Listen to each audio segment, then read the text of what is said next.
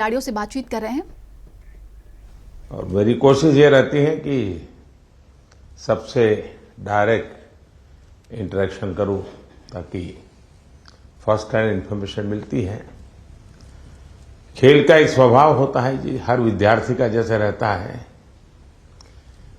जब वो पेपर देने जाता है एग्जाम के लिए तो पूरे घर को ऐसा विश्वास देता है कि बस आप चिंता मत कीजिए, मैं रैंक लेकर के आने वाला हूं। और जब उसको तो पता चल जाता है एग्जामिनेशन में कि क्या हो रहा है, क्या कर पाएगा, ठीक गया नहीं गया, तो निकलते ही शुरू कर देता है। पंखे की आवाज बहुत आ रही थी, खिड़की खुली थी तो मजा नहीं आ रहा था, टीचर बार बार मेरी तरफ देखते थे। तो आपने देखे होंगे ऐसे स्टूडेंट्स, उनके पास बहुत सारे बहाने होते हैं और हमेशा वो परिस्थितियों को दोष देते हैं। और ऐसे लोगों की कभी जीवन में प्रगति नहीं होती है। वो बहाने बजाने में मास्टर हो जाते हैं लेकिन प्रगति नहीं कर पाते। लेकिन मैंने देखा है कि मैं कई खिलाड़ियों को जानता हूं, वे कभी भी परिस्थितियों को दोष नहीं देते। वो हमेशा कहते हैं कि जी मुझे वो टेक्निक मेरे लिए नई थी, वो जो करता था मैंने अंदाज नहीं लगाया कि वो भी एक तरीका हो सकता है। कहने का तात्पर्य है कि दोस्तों, हम खेलने के लिए जा रहे हैं, हम अपना बेस्ट परफॉर्मेंस के लिए जा रहे हैं, लेकिन ओलंपिक सीखने का भी बहुत बड़ा मैदान होता है। अब तो एक तो मैं अपना खेल खेलूं और टेलीफोन करके सबको बताता रहूं, देखिए आज ऐसा रहा वैसा रहा। दूसरे होते हैं बाकी हर खेल देखने जाते हैं, फलाना देश कैसे खेल रहा है, ढिकना देश कैसे खेल रहा है, और वो चीजों को पूरी तरह ऑब्जर्व करता है, कोशिश करता है एब्सॉर्ब करने की, और आकर के अपने कोच को भी बताया कि यार भाई मैंने देखा उसने तो बड़ा कमाल कर दिया था लास्ट मोमेंट, अब मुझे भी बताइए वो क्या टेक्निक थी। कभी उस वीडियो को लेकर के 10 बार देखता है कि उसने कैसे उसको पलटा था। तो इन्हें जो सीखने की वृत्ति से काम करता है उसके लिए सीखने के बहुत अवसर होते हैं।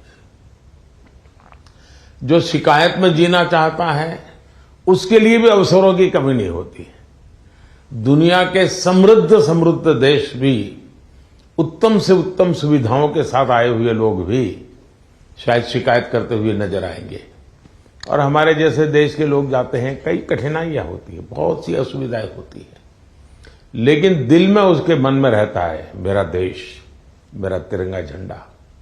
और इसलिए वो कठिनाइयों को, असुविधाओं को बिल्कुल साइड में रखता है, वो अपने मिशन के लिए लग जाता है। और इसलिए साथियों, मुझे पक्का विश्वास है कि इस बार भी खेल के मैदान में आप भारत का नाम रोशन करके आएंगे। जो पहली बार जा रहे हैं, जिनको ओलंपिक में जाने का पहला मौका मिल रहा है, ऐसे कौन कौन है? अच्छा, बेटियों की संख्या ज्यादा है, पहलवानों की संख्या ज्यादा है? अच्छा, जो पहली बार जा रहे हैं उनके मन में क्या चल रहा है, मैं जरा सुनना चाहूंगा, आप क्या सोच रहे हैं? आप में से कोई भी बताए। हाँ बताइए, आप कुछ कहना चाहती हो ना? ये पीछे हाँ बताइए। तो मुझे काफी अच्छा लग रहा है कि मैं पहली बार। हाँ, अपना परिचय बता दीजिए। और मैं रमिता जिंदल हूँ, एयर राइफल शूटिंग में मैं पहली बार ओलंपिक्स में जा रही हूँ। तो I am very excited to go because Olympics में जाने का सपना तो स्टार्टिंग से ही था मेरा, जब से स्पोर्ट्स स्टार्ट किया है मैंने। तो मुझे काफ़ी एक्साइटमेंट भी है और साथ में मोटिवेशन भी है काफ़ी कि देश के लिए मैं कुछ अच्छा करके आऊँ वहाँ। आपकी ट्रेनिंग कहाँ कहाँ हुई है? मैं हरियाणा से हूँ, बट मैं ट्रेनिंग चेन्नई में करती हूँ। परिवार में भी और कोई खेल जगत से जुड़े हुए थे कि आप ही ने शुरुआत की? नहीं, मैंने ही शुरुआत की है। अच्छा, वरना हरियाणा में तो हर घर में खिलाड़ी मिलेगा। बैठिए। और कौन कुछ बताएंगे अपना, जो पहली बार जा रहे हैं? बेटियां तो बहुत बता सकती है। दीजिए वो बोलेगी कुछ। हाँ, मेरा नाम ऋतिका है और मैं हरियाणा रोहतक से हूँ और मैं बहुत खुश हूँ। मैं पहली बार जा रही हूँ।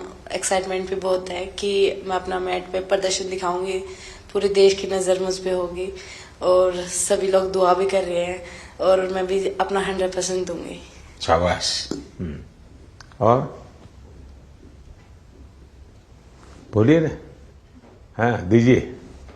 आप संकोच कर रही है, बोलना है, आपको बॉडी लैंग्वेज कह रही है।